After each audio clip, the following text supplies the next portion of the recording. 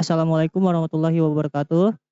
Perkenalkan, nama saya Muhammad Saiful dengan NPM 2022 43501765.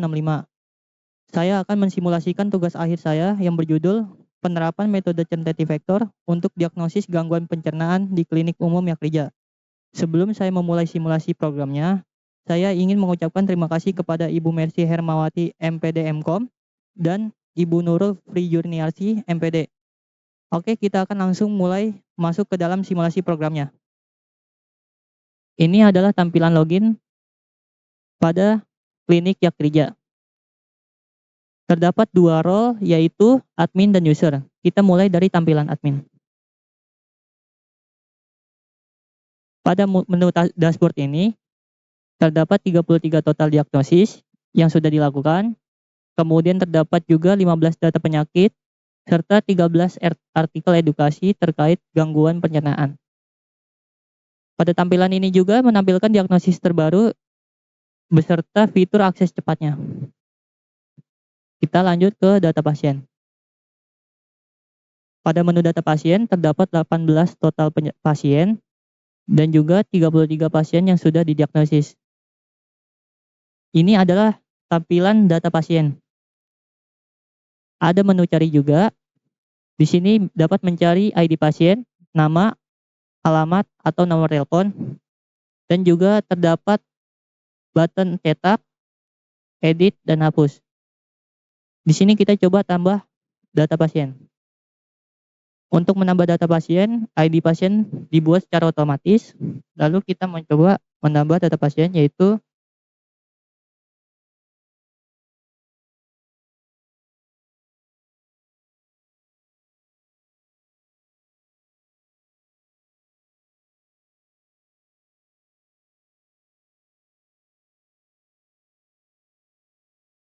di sini kita coba simpan.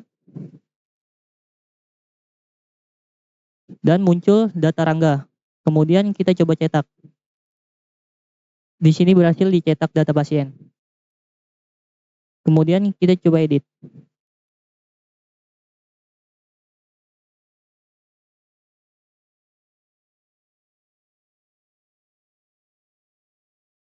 Dan di sini berhasil diedit. Kemudian kita coba hapus. Dan data berhasil dihapus. Kemudian kita coba cetak seluruh data pasien. Di sini berhasil dicetak seluruh data pasien. Oke, kita lanjut ke data penyakit. Pada tampilan ini terdapat 15 total penyakit, 51 gejala terkait, dan 106 rule CF yang aktif. Ini adalah data-data penyakitnya. Di sini kita juga bisa dapat mencari penyakit berdasarkan kodenya dan nama penyakitnya. Dan juga terdapat button cetak, edit, dan hapus. Di sini kita coba mencetak penyakit GERD.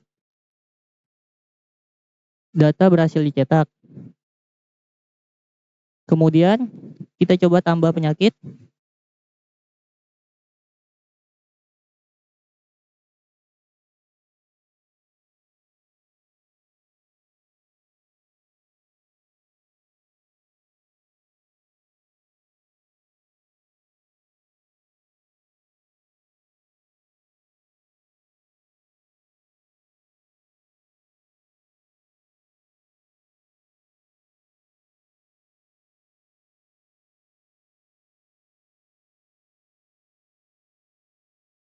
Selanjutnya kita simpan.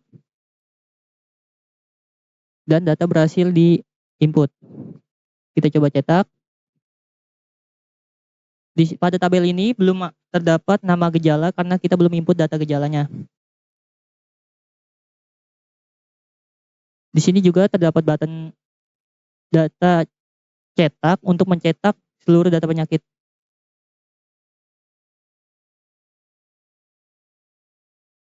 Selanjutnya kita lanjut ke menu data gejala. Di sini terdapat 51 total gejala dari 16 penyakit dan rule aktifnya ada 106.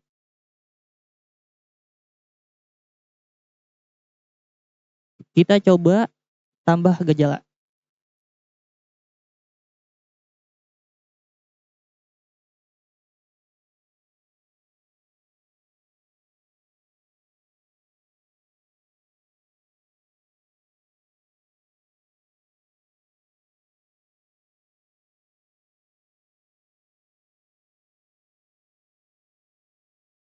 Selanjutnya kita simpan. Dan di sini data sudah berhasil disimpan. Dan juga terdapat menu cetak yang untuk mencetak daftar gejala.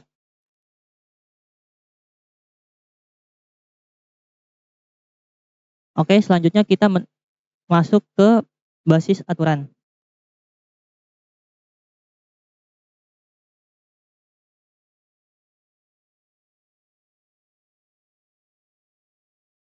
Pada basis aturan, dapat dilihat terdapat beberapa aturan yang sudah dibuat. Aturan-aturan yang telah dibuat sudah diproses menggunakan metode generative vector. Kita coba tambah aturan.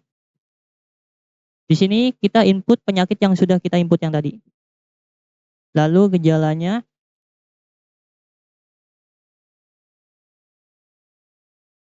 kita masukkan nilai MB. MB itu measure of belief. Kita masukkan nilai 1. Dan MD kita masukkan nilai 0. Lalu kita tambah lagi aturannya. Kita input penyakit sakit perut. Lalu masukkan gejala selanjutnya. Kita input nilai MB-nya. Dan untuk nilai MD-nya 0, kita simpan. Selanjutnya, kita input lagi. Kita input gejala yang baru. Dan kita input nilai MB dan MD-nya. Kita simpan.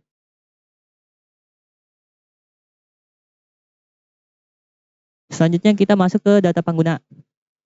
Di sini terdapat 4 total pengguna dengan 2 admin dan 2 pengguna. Kita coba tambahkan. Di sini kita input namanya dulu.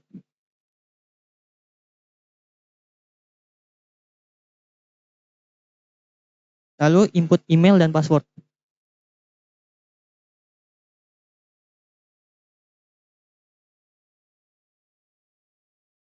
Dan pilih role sebagai admin atau pengguna. Kita di sini pilih role sebagai admin. Lalu kita simpan. Data berhasil ditambah. Dan di sini datanya. Kita juga bisa mengedit data tersebut.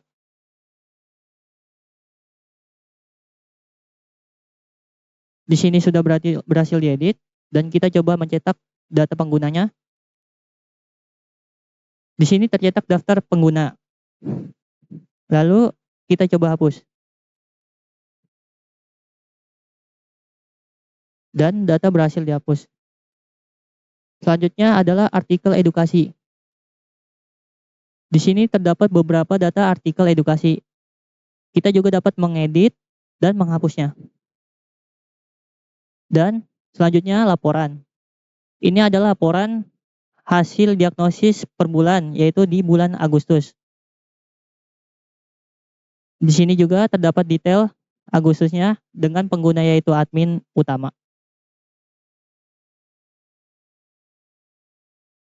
Di sini kita coba cetak.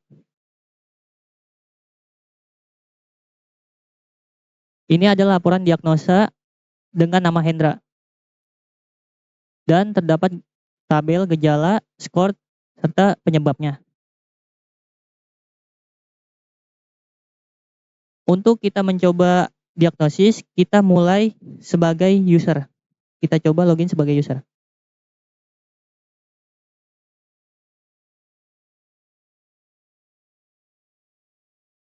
Ini adalah tampilan user. Kita bisa lihat terdapat 7 diagnosis saya. Dengan diagnosis terakhir yaitu pankreatis 92%. Dan juga di sini artikel tersedia yaitu 13. Artikel tersedia ini yang sudah kita input yang ada di admin. Kita coba mulai diagnosis. Kita pilih gejala yang kita rasakan. Di sini mengalami muntah dengan nilai 0,8 yaitu hampir pasti. Selanjutnya kita pilih gejala berikutnya yaitu kram dan nyeri perut dengan nilai hampir pasti yaitu 0,8. Dan gejala yang tadi kita input yaitu makan sembarangan dengan nilai sangat mungkin. Kita coba proses diagnosis. Di sini muncul yaitu hasil diagnosis dengan didiagnosis sakit perut dan nilai certainty factor yaitu 98,4%. Kita coba cetak laporan resmi. Lalu terdapat laporan di sini yaitu dengan nama Saiful, tanggal diagnosis yaitu 21 Agustus 2026, dan di sini gejalanya, skor, dan penyebabnya. Kita bisa cek di laporan hasil yang tadi, yaitu di bulan ini terdapat satu total diagnosis dengan rata-rata CF-nya 98,4%, dan di sini diagnosisnya baru satu yaitu sakit perut. Dan juga terdapat menu artikel edukasi. Menu artikel edukasi ini yang sudah diinput pada tampilan admin. Di sini kita bisa baca selengkapnya. Kita coba membaca diare. Di sini kita bisa membaca definisi gejala terkait, penyebab, pencegahan, penanganan, dan kapan harus ke dokter.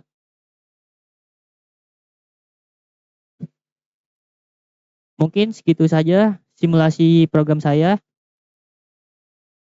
Kurang lebihnya mohon maaf. Wabillahi taufiq wal hidayah. Wassalamualaikum warahmatullahi wabarakatuh.